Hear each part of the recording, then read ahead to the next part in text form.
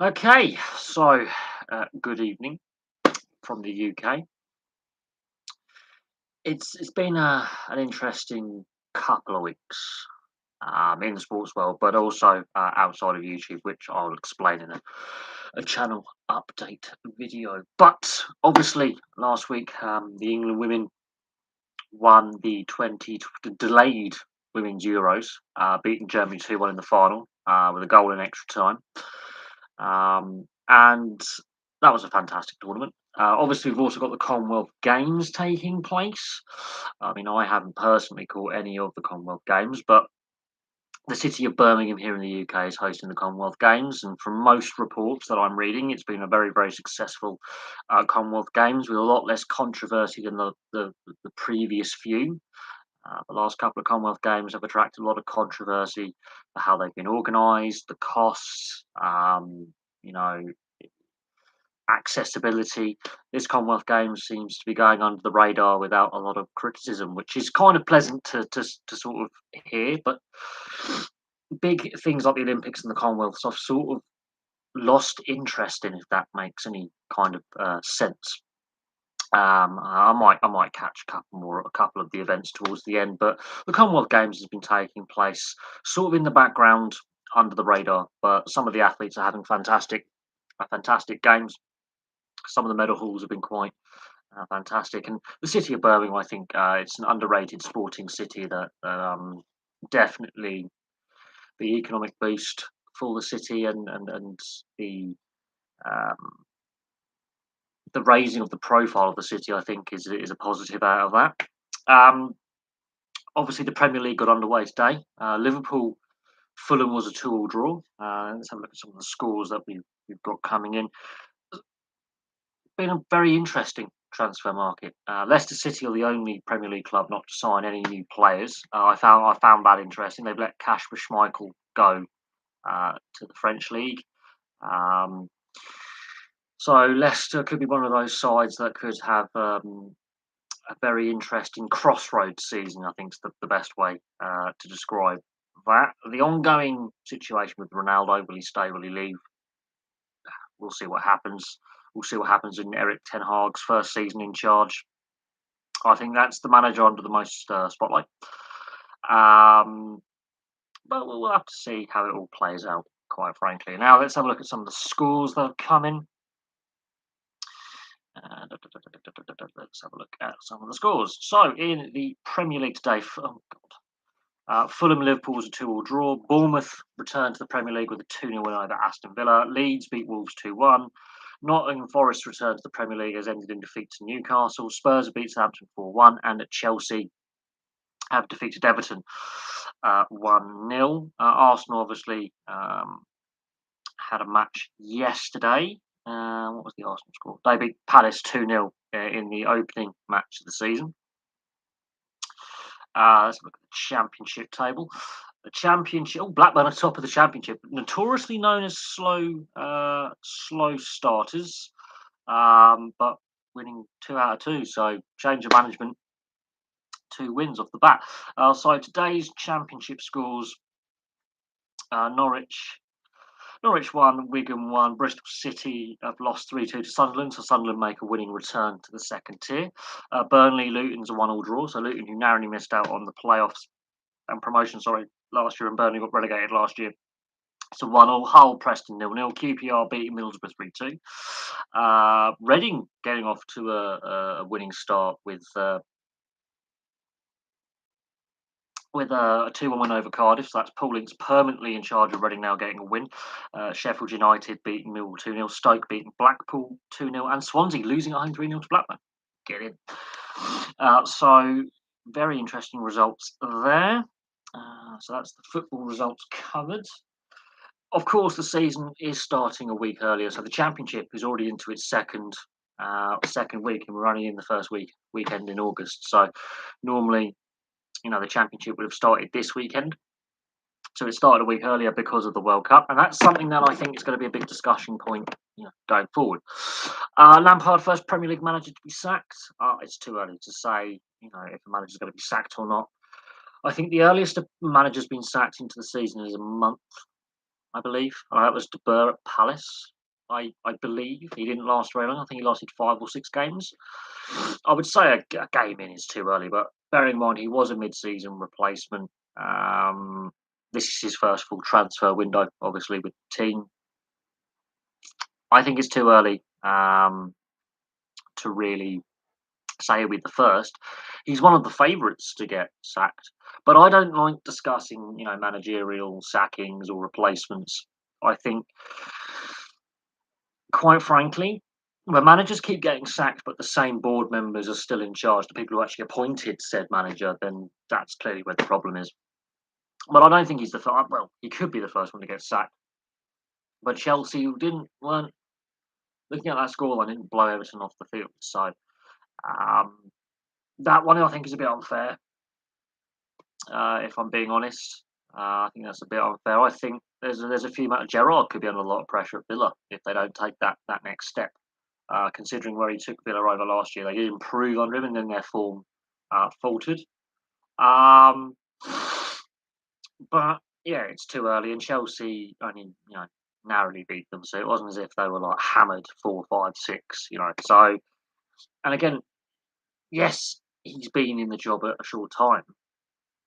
He has got some managerial experience, but I think no, I transfer market's still open. It's the first match of the season. Look, Tottenham and Arsenal are the top two. Who would have, and Bournemouth. Bournemouth are in second. So, quite frankly, at some point, someone would have a bet on Arsenal being top of the Premier League table after. It it's for me, it's Spurs top of the table. I mean, if you had a bet on that, I mean, the odds of that at any point this season would probably be a bit longer than Man City or Liverpool top of the table. Although Liverpool already getting off to a slow start, Fulham not losing their first game. So the promoted sides have lost one, won one, and drawn one. That's an interesting little stat. Um, so there we go. The All Blacks, they are in a bit of trouble at the moment. The All Blacks. The All Blacks look human, very human.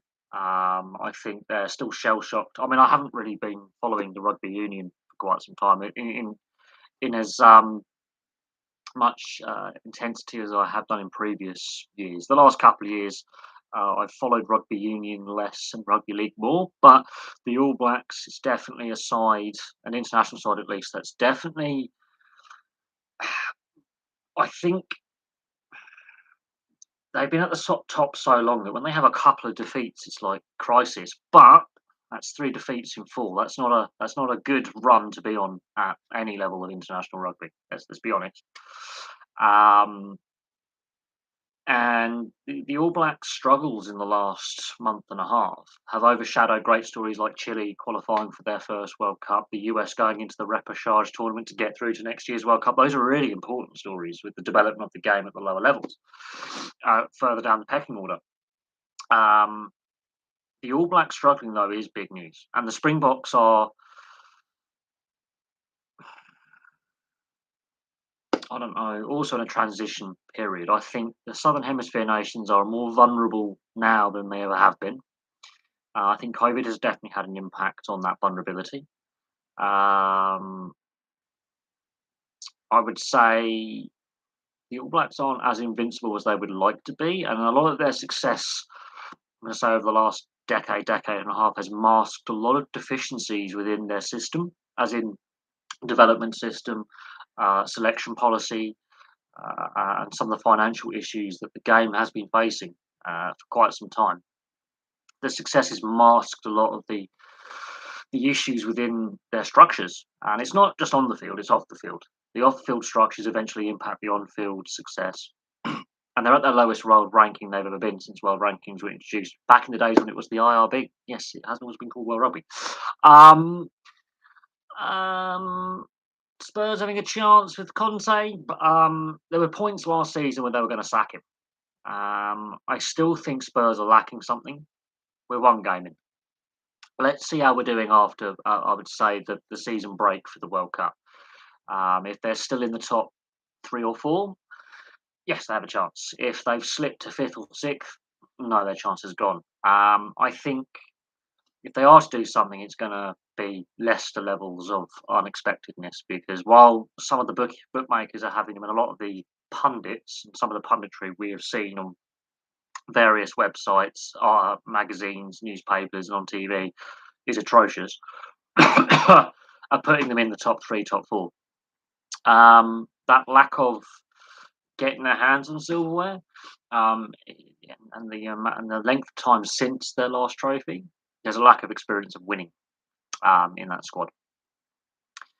More iconic national team: Brazil of 1970 or the All Blacks of what decade? Because the All Blacks have come up short. 87, they win the World Cup. They don't win again until 2011. So they had a lot of chances to win the World Cup between 87 and 2011, and they didn't.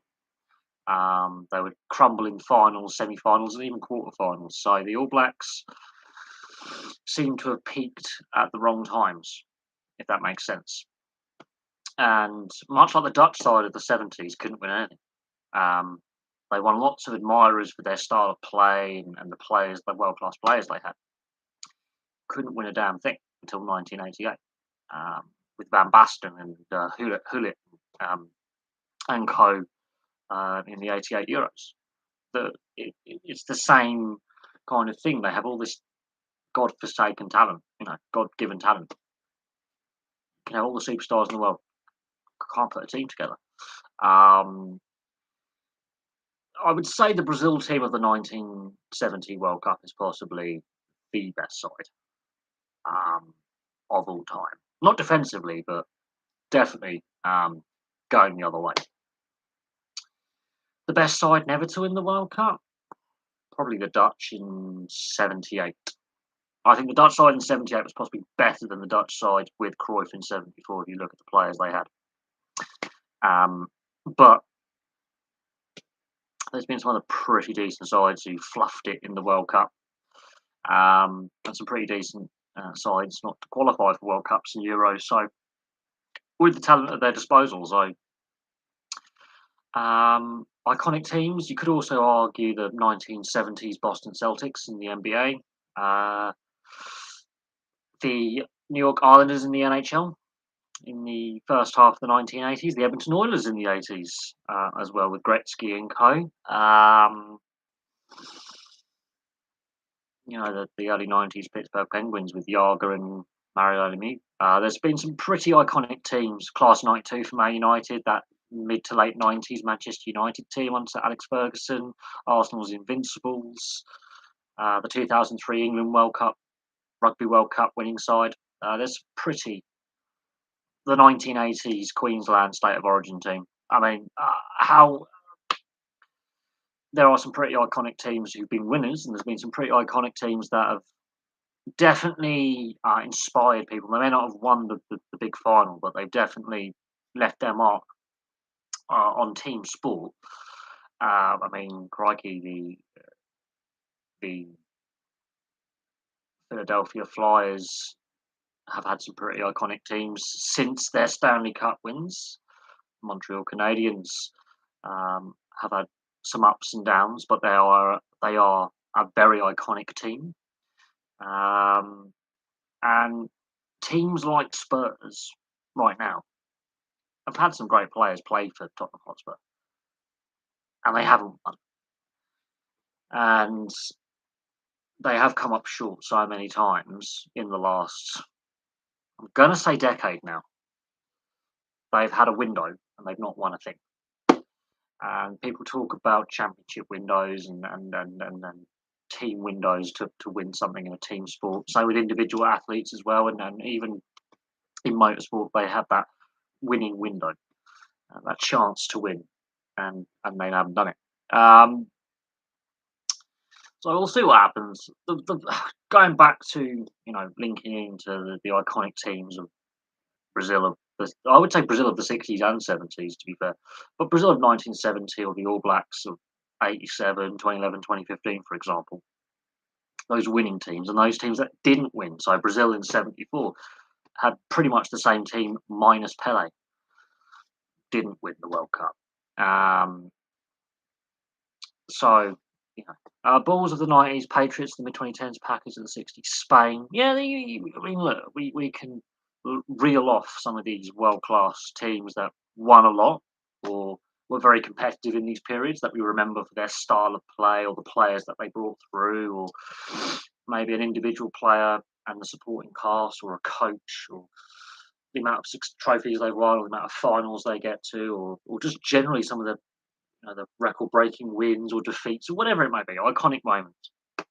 The nearly men, so even runners-up who are quite iconic, who are probably remembered more for their nearly success than let's say a team they beat in the semi-final, the quarter-final. But there are some very iconic teams that have definitely become a brand that helps sell the product um, of the sport that they participate in. So yes, the Chicago Bulls definitely, alongside Space Jam. Space Jam is very, very important as a film for growing basketball outside of the US and Canada, and growing a wider NBA fan base that a lot of people my age, so in their early 30s now, who were kids at the time in the mid 90s, definitely associate with.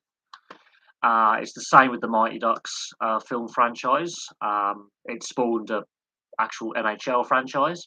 And again, is another big reason why, especially in non-traditional markets in the US and in Europe, again, a lot of people my age bought into the NHL, bought into ice hockey. You could argue David Beckham going to the MLS in the mid 2000s is the reason why the MLS and soccer, as they would call it, has become more popular over in the US and Canada, and the growth of the MLS as a league. Um, so there are certain moments that are very iconic because of individuals. So Michael Jordan, David Beckham, Wayne Gretzky actually does appear in the Space Jam, not the Space Jam, in the Mighty Ducks franchise at little cameos. So these individual athletes, with some of their media commitments, some of their image, help sell, and making films about said sports also help sell the product. And I think the 90s is the big moment where sports that were big in, let's say, football, soccer in Europe, become big in the US and Canada because of David Beckham. The 90s and the 2000s is where this change happens, where some sports that are more regional become global. And the sports that I think needs to become more global are definitely, I mean, cricket outside of North America, Caribbean notwithstanding, and South, outside of the Americas is pretty solid. But in North and South America, it could use that little injection of growth. It's doing very well in the Caribbean, so rugby league as well. These are two team sports and international sports that could use a Space Jam moment, or a Mighty Ducks moment, or a superstar player going to a domestic league that really is lower quality, and suddenly people being interested in, and because they know who that individual is, they buy in and identify with the product that's being sold.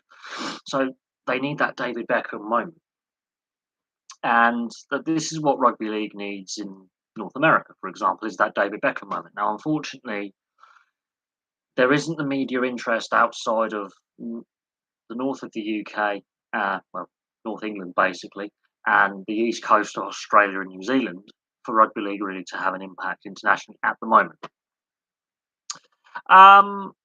Goal was a terrible film, but yes, I get your point. I get your point there. The LeBron James, social media has changed how certain things work when it comes to marketing and selling a product, and reaching a wider audience. Definitely, the LeBron's Space Jam is crap. Let's be honest. It doesn't hit the same. It's shit. Let's be kind. LeBron, while he's a very talented basketball player, he's not on the same level as Michael Jordan. And in fact, Michael Jordan has also branched out into motorsport. He now owns his own NASCAR racing team, and has had some success with said NASCAR racing team. In their first season, they won their first race. So and he's a massive motorsport fan. So there you go. Michael Jordan has decided, and Michael Jordan, not only that, he also owns a lot of sports teams. I should do a video on Michael Jordan and not only his playing career, but the wider Michael Jordan, because he's still having an impact in the sporting world since retiring from basketball. But yes, the dream team of '92. That obviously was one of the first. '92 is the year I start understanding what sport's all about. Speaking of which, I've heard Lewis bought shares in the Denver Broncos. Yes, the Denver Broncos. American football, concussion on legs, as I like to call it, because I look at rugby league and rugby union, and I look at the NFL. And while both codes of rugby do have, and the AFL, so what I call the proper footballing hand egg codes, there is obviously concern about contact with the head, tackle technique, player welfare. The tackle technique in the NFL and to a certain extent the CFL is absolutely diabolical. Um, if we are going to take concussion and head injuries or just injuries in general and player welfare exceptionally seriously, American football and Canadian football, so NFL, CFL, they seriously need to coach better tackle technique because I'm not going to lie, it's absolutely diabolical. Um, it's quite frankly shocking, the tackle technique they use. Now, I've seen some bad tackles in the last couple of weeks in the NRL, for example, which have led to suspensions, and rightly so, or sanctions, fines. Um, and then I look at when I see highlight reels of the NFL and the CFL, and collegiate, you know, football. The tackle technique is um, shocking, quite frankly. And you got the link between injuries and mental health, not just head injuries, but injuries in general. There's. I'm looking at it and I'm just like, this is basically manslaughter because these players have been told just take the man out as long as you don't kill him, it's legal. As long as there's not a driving force into the ground or a proper tip driving tackle, take him out. They're leading with their head, and while they wear all this padding, they think they're invincible. They're really not, and it shows. The amount of it, and the NFL and the CTE lawsuit. I've done videos on player welfare, talking about concussions and just general injuries and health, and I've I've looked at player profiles when I've done my player profiles in various sports, and I discuss. I mean, the Benji Marshall video I did the other day, rugby league video 2 days ago. Injury, you can definitely see his first spell at the West Tigers, his points per game average is higher than his return from rugby union in 2014. He's had 3 shoulder reconstructions before he was like 30. He had both his shoulders rebuilt. His last game for West Tigers in his second spell ended with a very nasty rib and knee injury. So injuries, he would have hit 400 games, I have no doubt, if he didn't have both his shoulders reconstructed. His spell at the Brisbane Broncos, he only played half a season. Even though he's on a full season contract, he played half a season. And that includes finals, so even less than half a season. That just goes to show the brutality of, of contact sports. Um, and this is and rugby league and rugby union have definitely brought in rules to reduce or mitigate, and they've basically accepted that head injuries or injuries in general, and especially head injuries, they have to mitigate. They're trying to bring in rules to mitigate those unnecessary injuries. So at the moment, there's a big discussion about high tackles and hip drops, where you drop your hips and you basically use your body as a pendulum to bring the other player down. And we've seen Jackson Hastings with a broken leg, so broken leg ankle, from a bad challenge. And Patrick Carrigan, deservedly, I think, gets a suspension. But I don't think the suspension is long enough, and I can discuss that on an NRL video. I think I will actually discuss that. And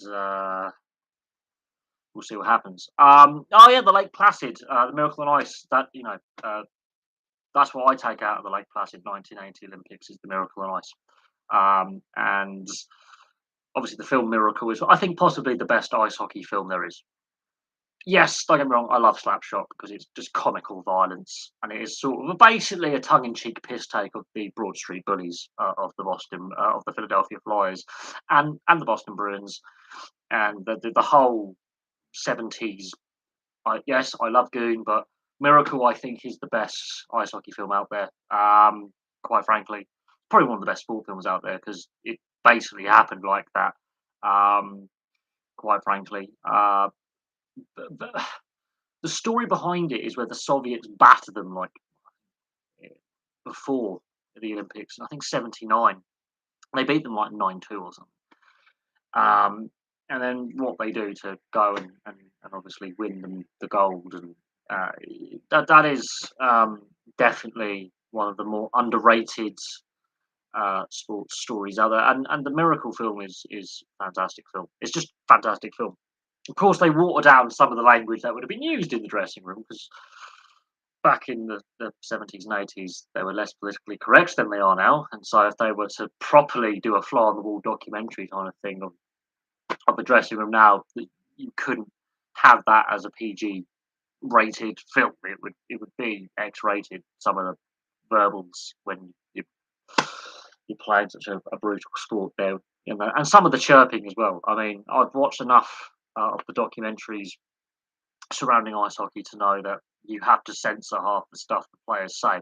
So players like Brad Marchand would, if we want to live in this PC world, crikey, if certain people had their way, Brad Marchand would be suspended for life because some of the chirps he comes out with are just colourful.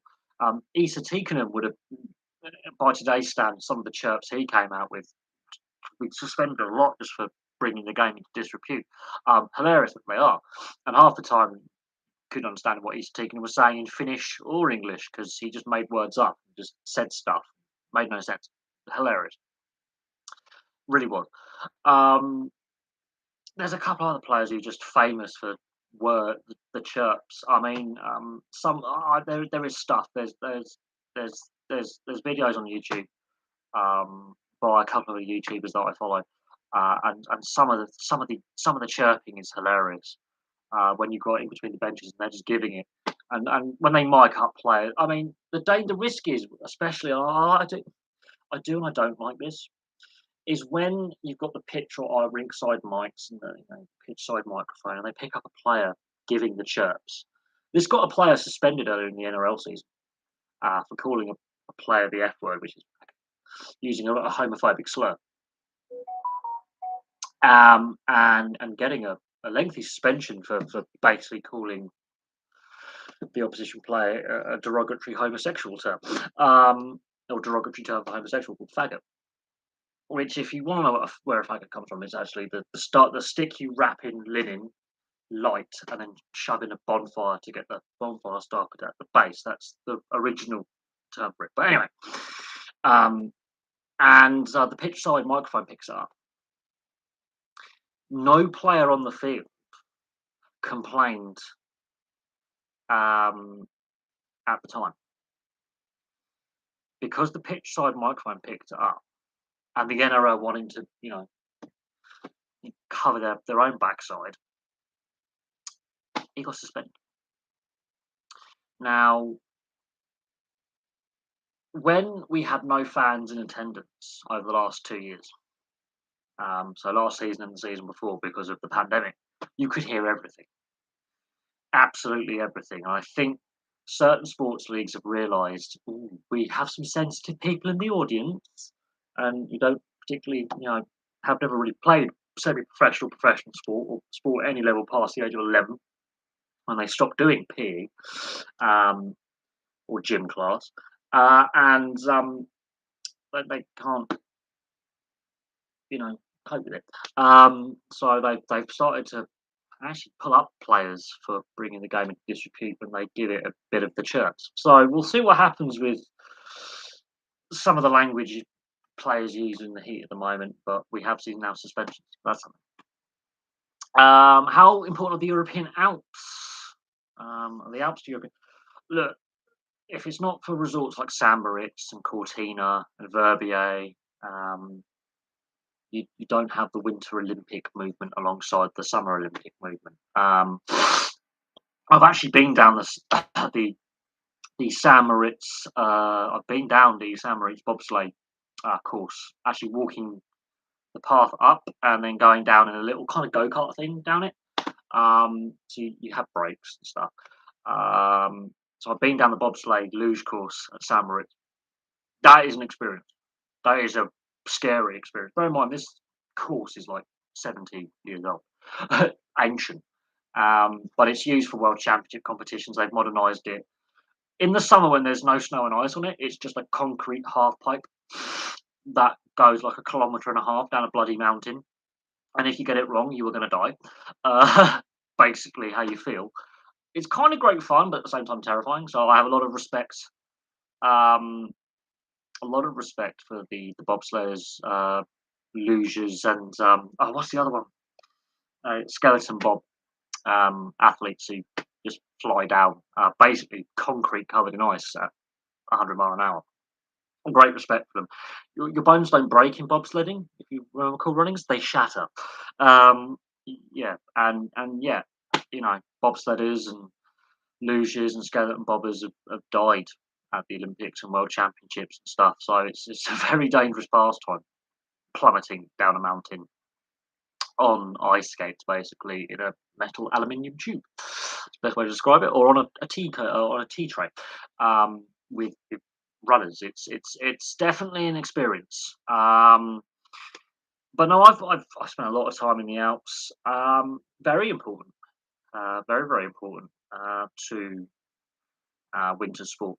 But also the Alps are used for altitude training, and I've seen alpine lakes used for rowing teams to prepare themselves for world championships and Olympics. I've seen mountain biking and cycling football teams, soccer teams, do their altitude training in summer um, because they're not too high that they're lung busting, but they are local enough to the rest of Europe. So the team need to return back to base camp or back to their club facilities. They can do so within a day or two. So yes, I've seen Ronaldinho train in the height of summer.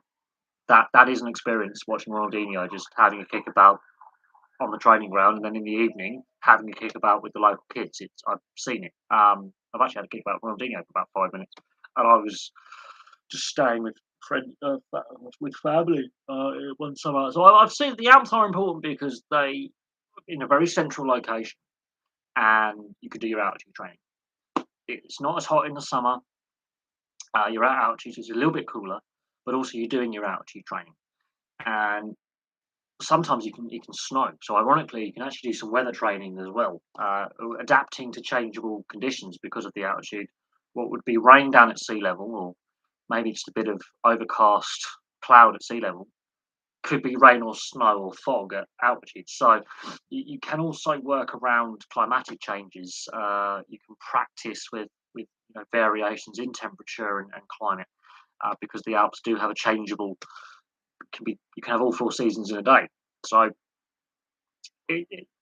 central location to Europe, but then any mountainous region I think is good just for altitude training and also lower pollution levels. Ironically, so actually you can get fitter and healthier, and you can get out of the smog of the big towns and cities, and also you're out of the way.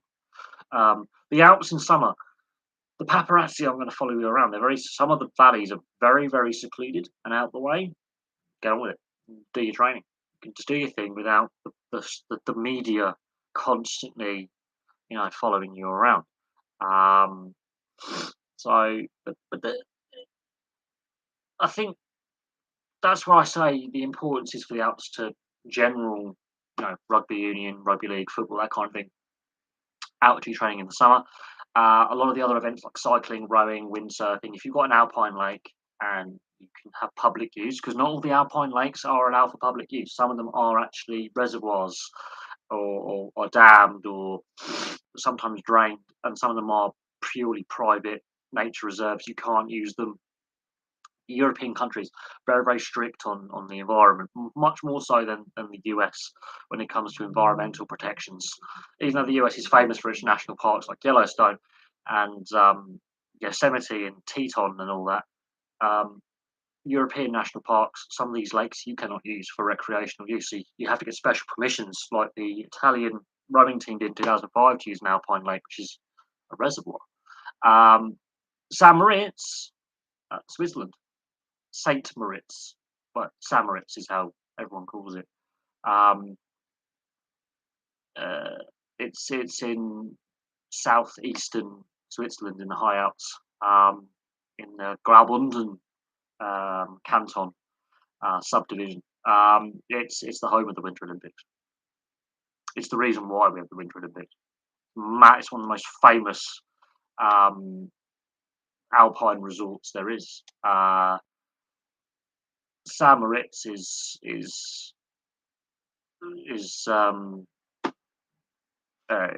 fantastic. I'm going to teach you how to spell it though, because you spelled it wrong, and that is really really annoying me. Oh God, it's spelled Saint Moritz like that. It's right up in the high Alps in southeastern Switzerland. No, it's not too far. It's near the Bernina range, so it's near the Piz Bernina, the Bernina Glacier, where the red Rhaetian Railway, as it's known, the tourist railway goes. The red train, famous. Uh, um, Bernina Express and and, just the scenery around it's fantastic. And just across the border is where some of my family live. And then you've got Bormio, which is another famous. It's an Italian town, which is very famous for the World Championship skiing. Bormio. Um, you there's this. Uh, yeah, no, I've seen Ronaldinho and Andrea Pirlo and Dida and the AC Milan team of the mid 2000s, so Shevchenko and co. It's not really, as I say, awesome. They're just doing their job. They're just, you know, that's their job. But I've met Gary Lineker. I've met Paul Gascoigne, some former England internationals.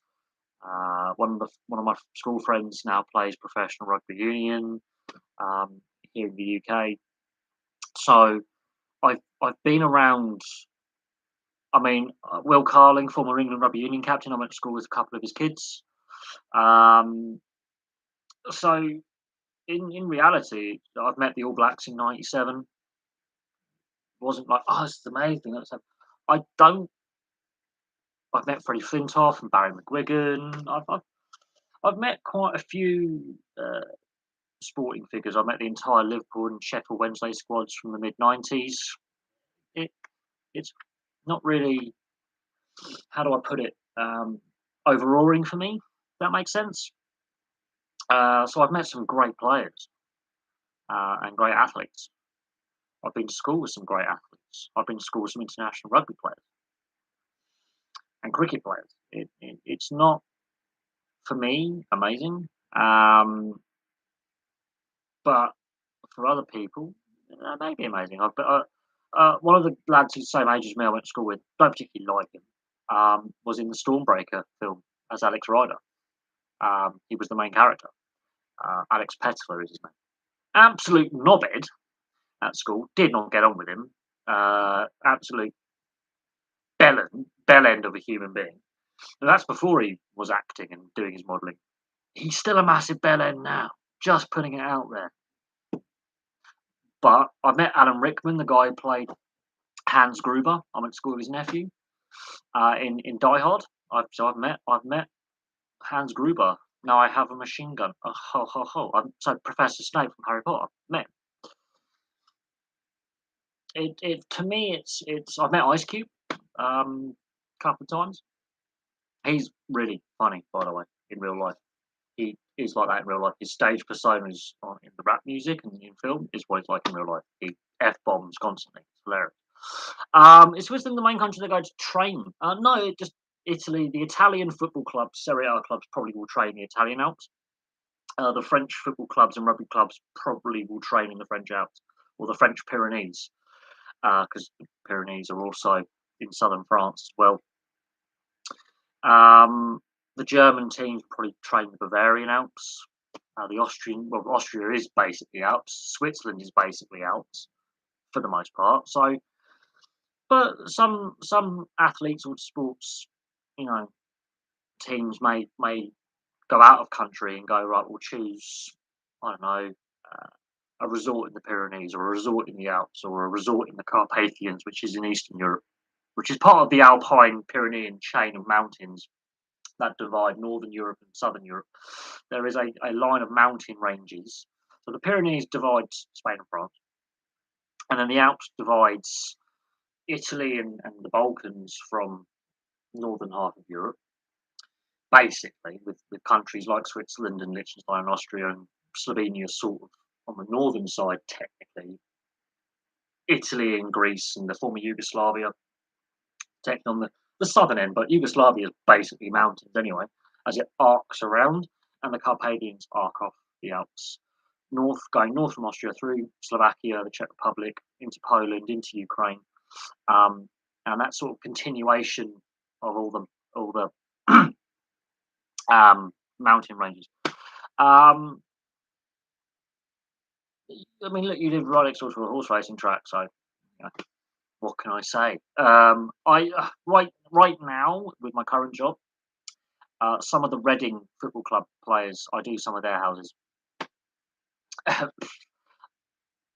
I used to do some of the Chelsea Football Club players' houses and Reading players' houses at my previous job. There's a couple. I did some famous people in Windsor as well. So the famous people whose waste I have collected include Brian May of Queen, Brian Blessed who's also linked with Queen. If you think about it, with Flash Gordon from that film, where Queen did the soundtrack for it. Yep. So two Brian. Anita Dobson, who's Brian May's wife, she was in EastEnders, which is a British soap opera. A couple of members of Little Mix, John Terry, Ross Kemp, actor and documentary maker. He does a lot of documentaries on football hooligan firms, prisons, and gangs. Prince Edward, Sophia Wessex, the British royal family, done their bins. My friend does the Queen's bins right now. Yes, Windsor Castle, that's part of his job. Steve Ryder, who's an ITV sports presenter, used to work for BBC as well. Very famous presenter here in the UK. I would say of the same generation as Don Cherry, still a bit younger. That's why I can describe Steve Ryder. There's who else? I've met Gary Lineker a few times, and guess what? I've done his bins as well. Any one of them I met? Not really. No. Brian Blessed's the funniest because he's completely mad. Just type in Brian Blessed. He just looks like he belongs in a cave. He's a short, fat bloke with a beard. He looks like Hagrid, but isn't Hagrid, if that makes sense from Harry Potter. So that's pretty funny.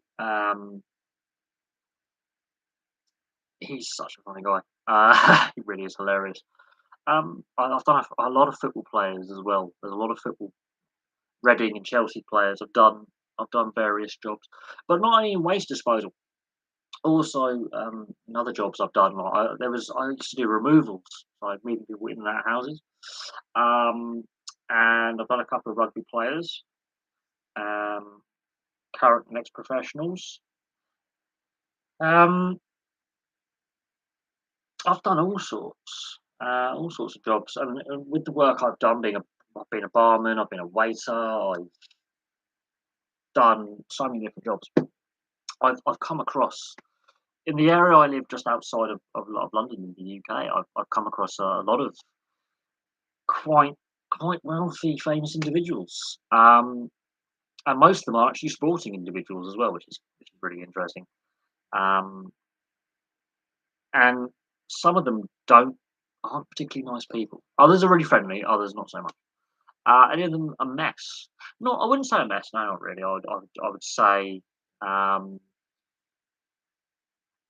some of them aren't as nice as you think they are, and others if you think about athletes and sports stars on the field, they can be, you know, gnarly, difficult, pain in the arse, that kind of agitator off the field. That those players who are generally agitators, in your face.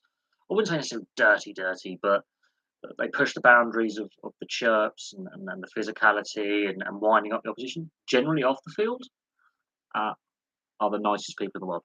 That's generally what I found. Oh no, I would say some of them have tipped us quite well. I would say Ross Kemp, the actor and documentary maker, uh, he once tipped £100 to each of the waste disposal team that did his house at the time. And then there was a 1 week I was on there just helping him out because we were a crewman down as a spare crew member, and yeah, we all got drinks each. So Ross Kemp is a nice bloke. I'm trying to think. Um, Brian Bless is just hilarious. He generally is hilarious.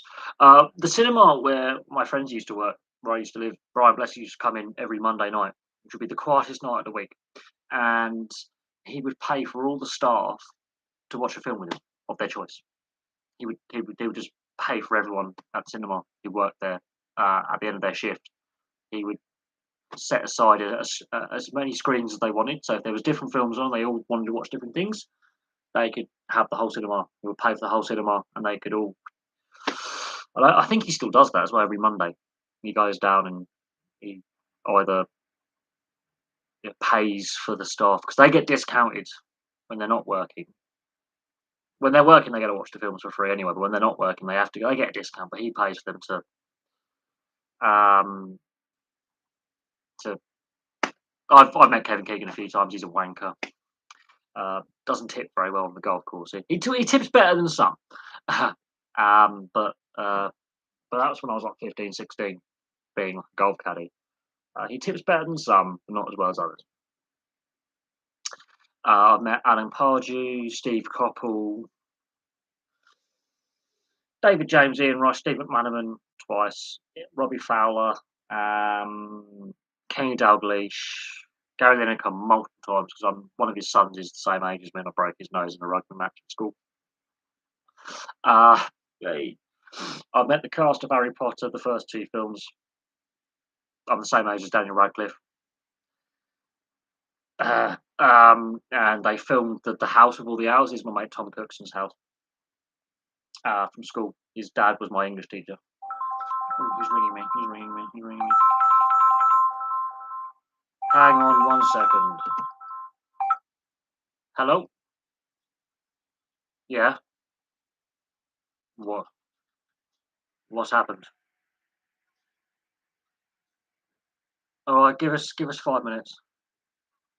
All right. What thingy?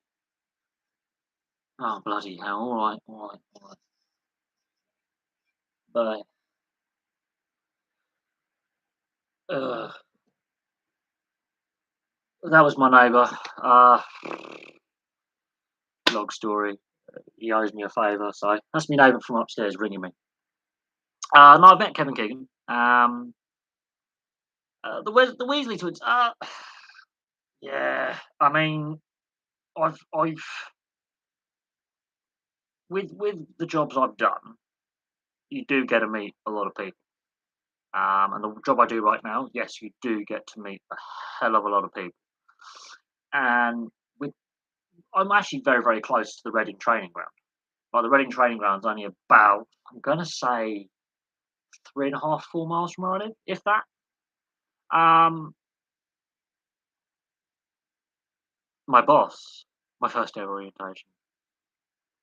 I think that happened. Um, I have had my boss. Yes, I do remember that. I do remember my boss phoning me. Um, on my very first day of my current job. Yes, that's happened. I've had My uncle phoned me a few times inappropriately. Um, I think on one of the live streams I did, um, I found out that like one of my mates was expecting a baby or giving birth or something. I've had some funny ones on live streams. Yeah, some of the live streams are hilarious. Like um, some of the some of the incidents on live stream are quite hilarious. Um, and then you have some of the other some of the antics are just funny. But then I've had some frustrating live streams where the internet hasn't cooperated or not had a lot of questions or a lot of viewers.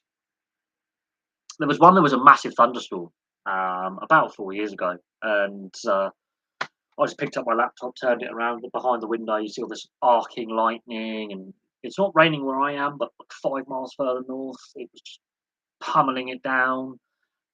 Friends were sending me photos and videos they're taken, and I'm like, it's dry here. Like this is mad. And we've had uh, power cuts during live stream. We've had internet cutting. We've had all sorts of antics. But yeah, being phoned by my boss was has happened.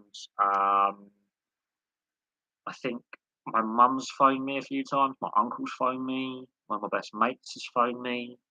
Um, I think one of my friends had just got out of a police cell. It was like, I'm in the middle of nowhere. And I'm like, oh God.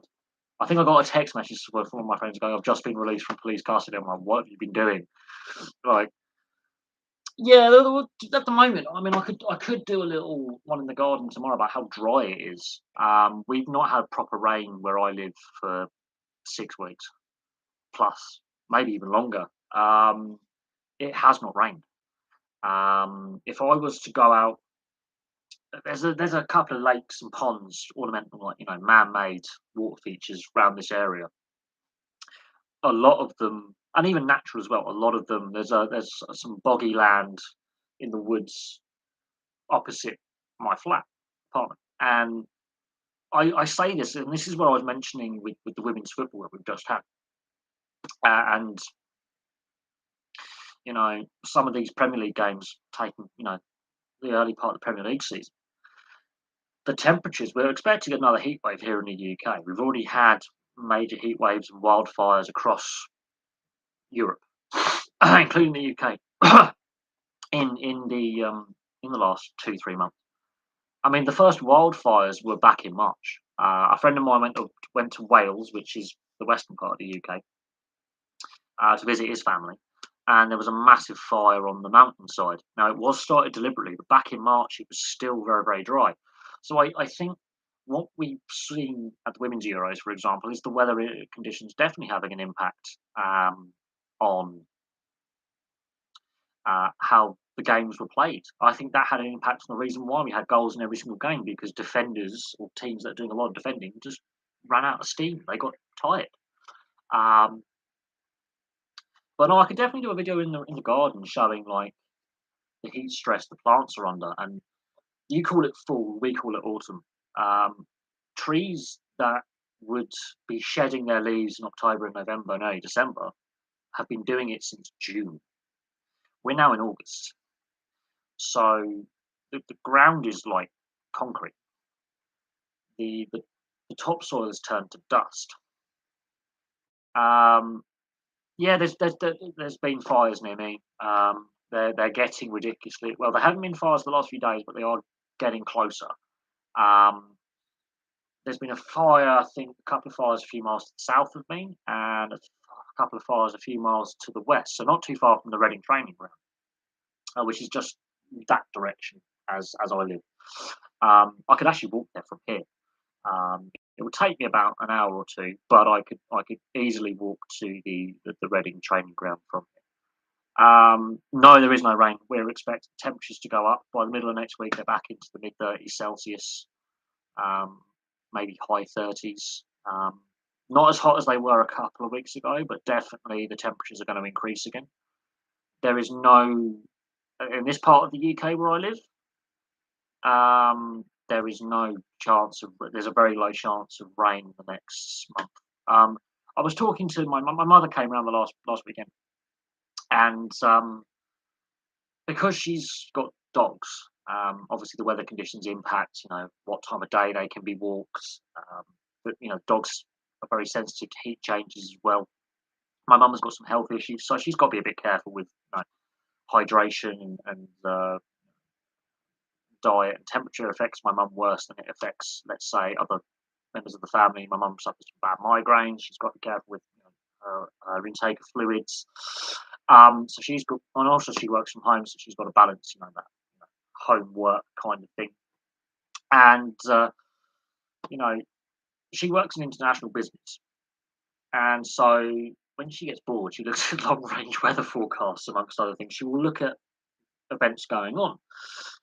And some of the experts who've been studying some of the weather patterns are predicting the next heavy rain, October. Now, it's 9 weeks to the Rugby League World Cup starting on the 15th of October. That could be the earliest we see significant rainfall. Now, we are going to see rainfall in this period. I think the weather conditions we're currently having are definitely going to have an impact on the beginning of the football season, Premier League, Championship, League One, League Two, etc. Definitely going to have an impact on that. And you're going to see an impact on the preparations for the Rugby League World Cup in October and November. You will also see an impact possibly on the cricket as well. You're less likely to see weather delays, but more likely to see enforced water breaks for the players in session. So instead of having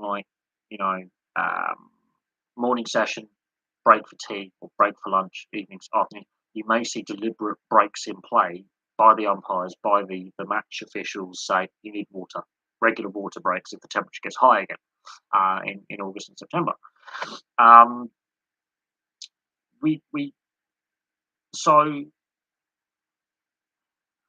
The Vuelta, which is the third of the three, grand tours in cycling, takes place in Spain. Spain has been exceptionally hot and dry.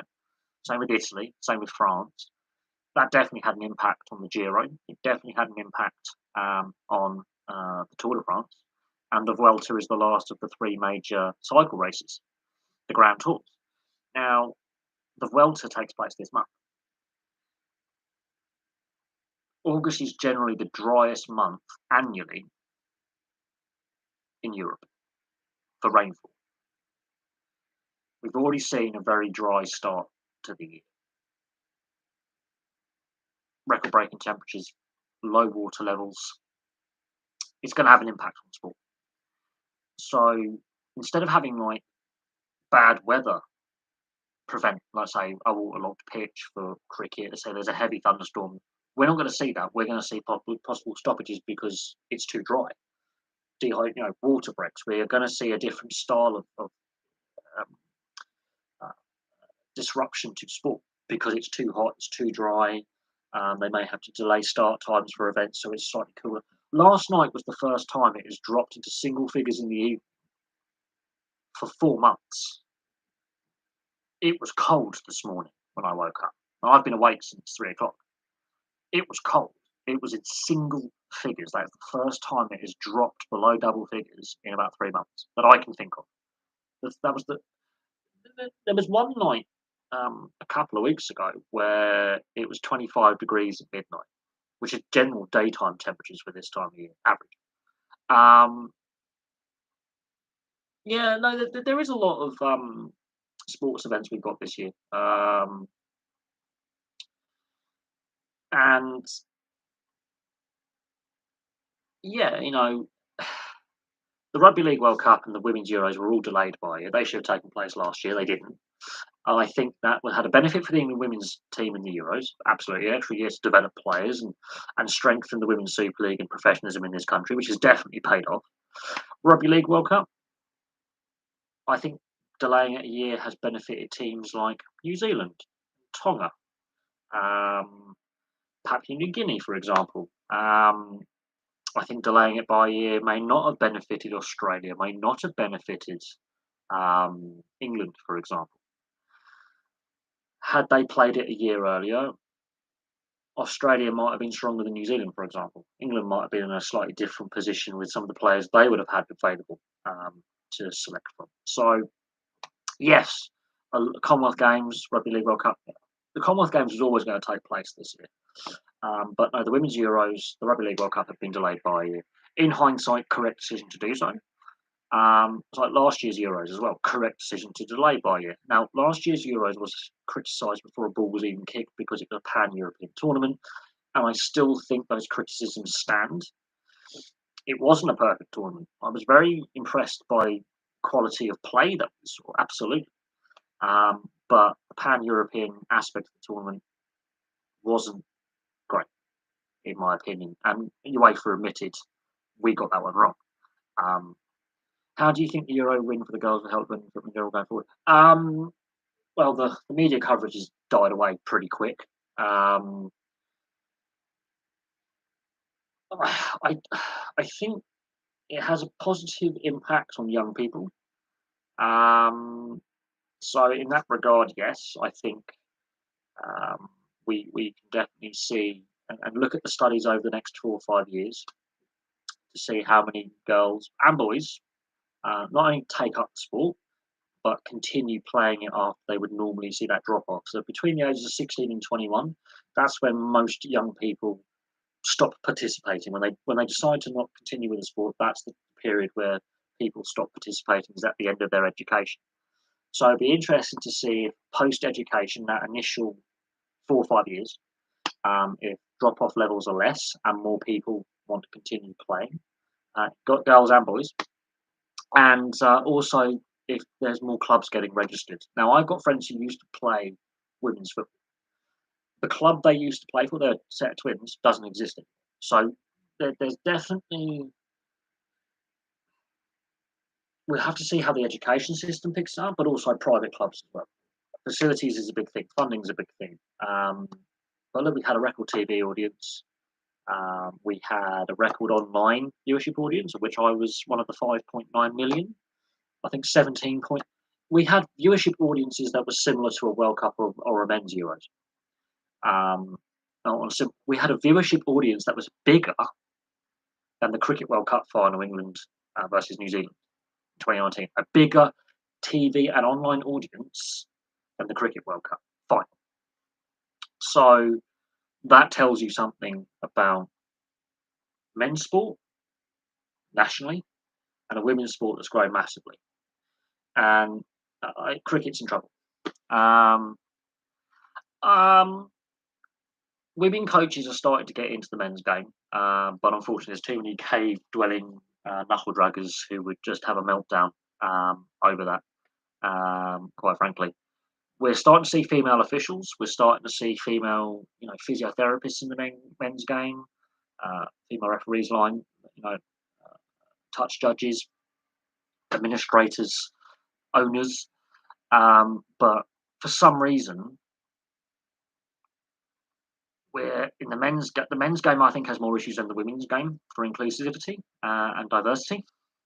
Ironically, even though it's got all the money, it's got all the the foundations, TV deals, sponsorships. The men's game is less diverse than the women's game. In the women's game, it's okay to be openly gay or bisexual. In the men's game, that's a bit, oh no, you can't do that. I think half the women's team was gay or bisexual by sexual preference. Yeah, they weren't diverse enough because there weren't enough black players in the team. I'm sorry, put the best team together that you can. So I didn't like that BBC narrative because that team was diverse enough, in my opinion. It's still more diverse than the men's team. Now, the same discussion's been had in rugby league as well, with the Pride jersey fiasco with the Manly Sea Eagles. Journalists have said we know of openly gay players within the game who aren't openly publicly, but open with their teammates. But because of that fiasco, I think that's pushed that conversation back another 5 years. Weidman, I think that's the style of. The interesting thing is the men's game has tried overseas coaches before. Capello, Ericsson. It didn't work.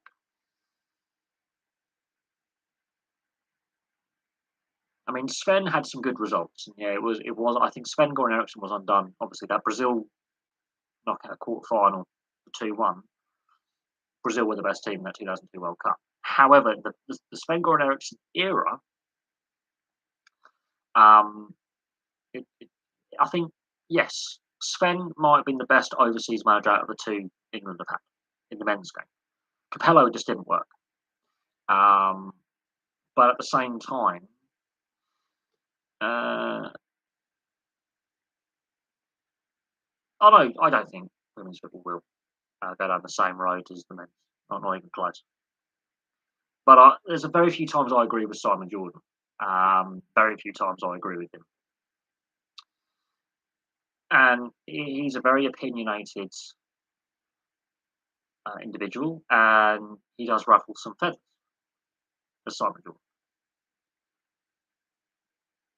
I don't agree with a lot of what he says, but he's entitled to his opinion. But he has said it. He has summed it up perfectly. He summed it up perfectly with the financial situation that clubs like Barcelona and Real Madrid in the European Super League and how that debacle. He summed that up perfectly. Although he is part of the problem, and I think if you were to question him about the Palace situation and the amount of money Palace overspent and the issues Palace have had financially, when he was, the power broker there, you could argue Palace is just a smaller scale of Barcelona.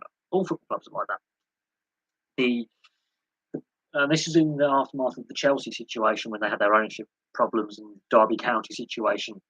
He did sum up the situation perfectly, but at the same time, I think if he acknowledged, yes, we got things wrong at Crystal Palace at the same time that these clubs were doing what they were doing, you know. In regards to the women's game, yeah, it's refreshing. The style of plays is a throwback to the 80s, basically. If you look at the old footage of the 1980s, fantastic. Yeah, very few instances of sort of mostly just found you had a bit too much to drink. Not a problem. Less online abuse. I mean, I think at one before this, I think it was the quarterfinals. I think it was 290 recorded cases across the whole tournament for all nations of online abuse. Compare that to the men's within 5 minutes of the final whistle, final penalty being taken last year at the final. Completely different. So, although what I have seen is in the response is, yeah, there's still a long way to go in regards of attitudes. But it was refreshing, and we were the home nation, which helped. But we beat teams that are ranked higher than us easily. Norway, Sweden, destroyed them. 12 goals scored, none conceded in 2 games against 2 pretty solid sides in the women's game. Imagine the men's team doing that, scoring 12, conceding none in 2 games. It just that wouldn't happen. Partly because the gap between the better nations and the lesser nations is smaller when you qualify for a tournament. Yes, but Norway and Sweden are ranked second in the world behind the US. So, no, well, Gary Lineker, I think, is starting to. I think Gary Lineker is starting to become more unpopular as time goes on. I've met Gary Lineker many times. I played rugby against his kids, so his sons are a similar age to me. When I was at school, they were at the opposition school, and I played against them. I would say this. I mean, Gary Lineker, as time has gone on, he's becoming, I wouldn't say controversial because he doesn't really say stupid things or advocate stupid, but he is starting to become a little bit of a drum beater for, you know, he's becoming a champagne socialist basically, but at the same time he's not, not I don't know. The army at the Commonwealth. Yeah, no. The thing is, the women's Euros is probably less of a security threat than the Commonwealth Games. Um, it was the same with the Olympics. The army got called in. That's generally a the military will generally be on standby for security bearing in mind the amount of sporting events that you've got going on all at the same time in a very short space of time. There's only so many security companies that have what I call the clearance to do these big events, or the capability to do these big events on the contract. Um, and the army's, a sort of a twist of the squaddy's arm is like, you got to cover the women's volleyball at the Olympics, which was what my mate did at the beach volleyball, and all his squaddy mates all signed up to do the beach volleyball while they had the opportunity. Um, and it is what it is. You only live 20 miles from Birmingham, and you've only watched it. Look, I live 30 odd miles from London, and I saw the torch relay because it actually went through the town I lived in at the time. And I didn't actually watch a single. I didn't pay to go see a single event. I lived near to London. I've been to some of the venues since. In fact, the road cycling I've walked. I've been on various sections of that course before and after the Olympics. Um, and but I didn't go to any of the actual events. And I live a similar distance from as you do from Birmingham, similar distance.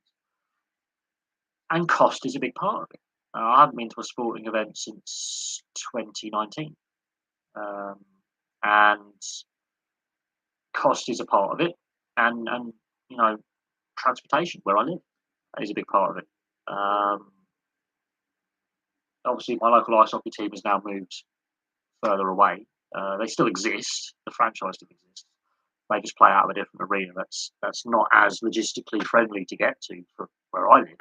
And I've actually moved in the other direction. So the team's gone one way, I've gone the other. Where I used to live was actually pretty decent transport time to and from. But I've moved further south, and the team's moved further north. Um, uh, do I know what the sports jobs market is? I have no idea personally. It depends what your degree's in and what vacancies are available, and also, would you be meeting the criteria to emigrate to a location? It's the same with Australia and New Zealand. If you're, an overseas resident or overseas citizen, you've got to meet certain criteria to, move and apply.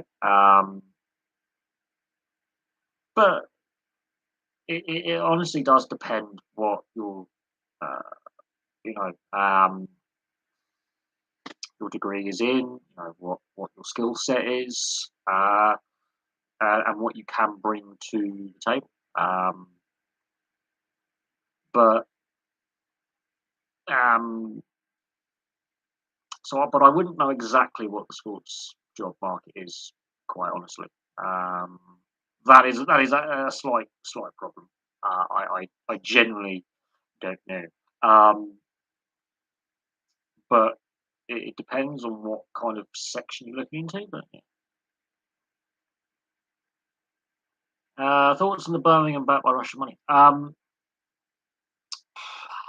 I don't know enough about Birmingham City Council and their financial affairs. If it was Slough Town Council, they're bankrupt, and that's where the Bracknell Bees now plays out of Slough. Slough to America. There are some council finances that are a bit suspicious. That would be a discussion for the other channel. I don't know enough about Birmingham City Council. I have done some contract jobs in Birmingham. There are issues with some of the contracts that they've subcontracted on, like waste disposal, buses. There are some issues within the council structure in Birmingham.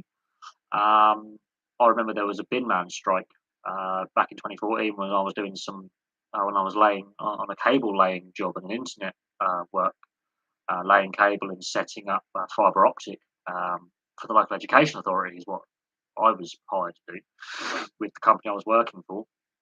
And the waste disposal was on strike. Garbage men, bin men, dustmen, depending where you are in the world, they were on strike at the time, and their strike was on and off for years.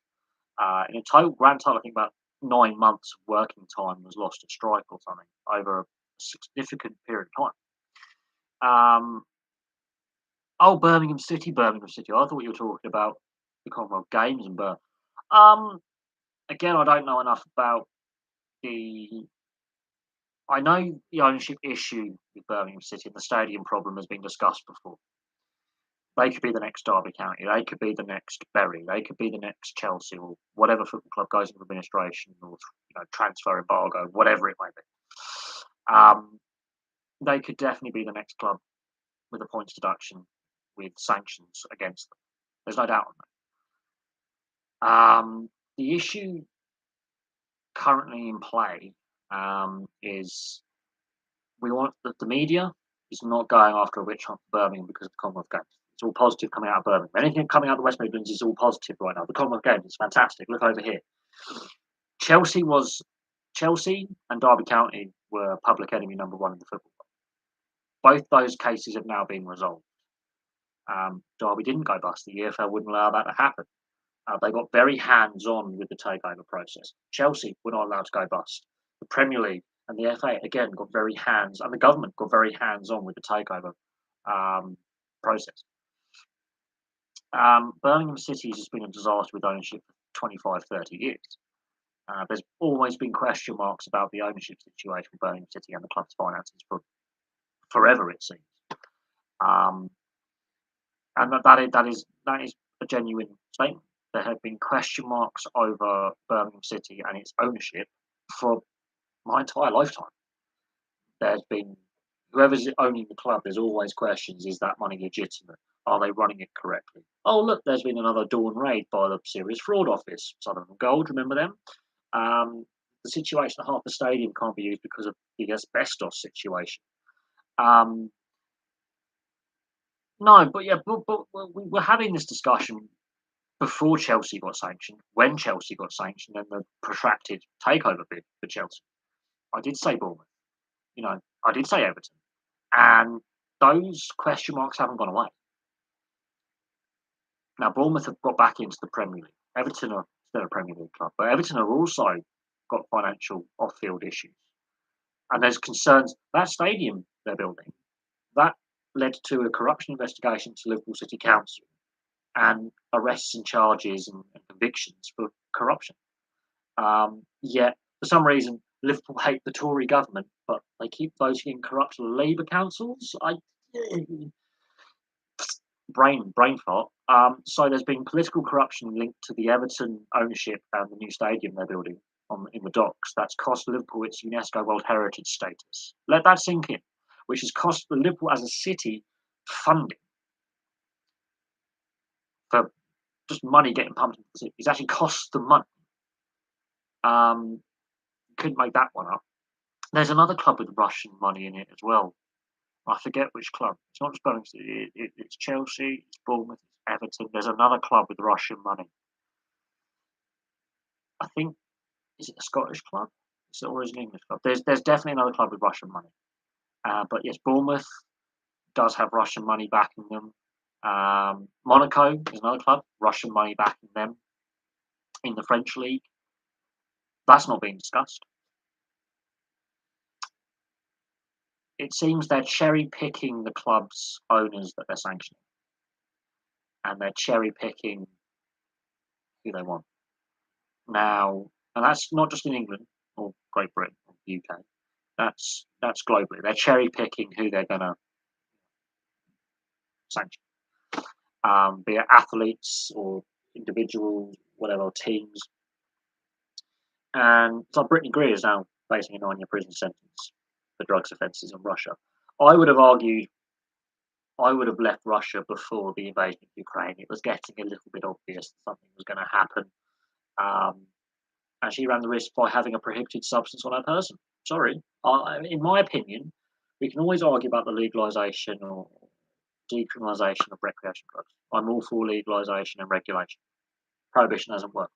However, if you're going to a country which it just is known to not really respect human rights anyway, and have drugs on you, you deserve to get punished. I'm sorry. If you're going to be that dense and have drugs on you in a country that's known to be pretty not sympathetic to drug use, and you run the risk of length of time in prison.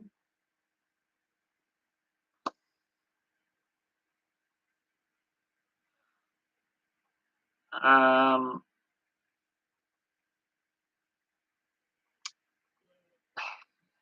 you deserve to get sanctioned. Um, I do think he still has shares in the club. I don't think he's sole owner, but Monaco definitely has Russian investment. Um, and no one's discussing the Monaco situation. Um, but there's Russian money in motorsport, not just in F1 with Mazepan, even though he's gone now. But there is Russian money in the endurance series like Le Mans and the GT series. Um, there's Russian drivers. There is you know Russian money in motorsport.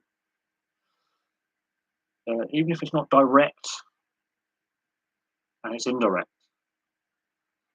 there is Russian money,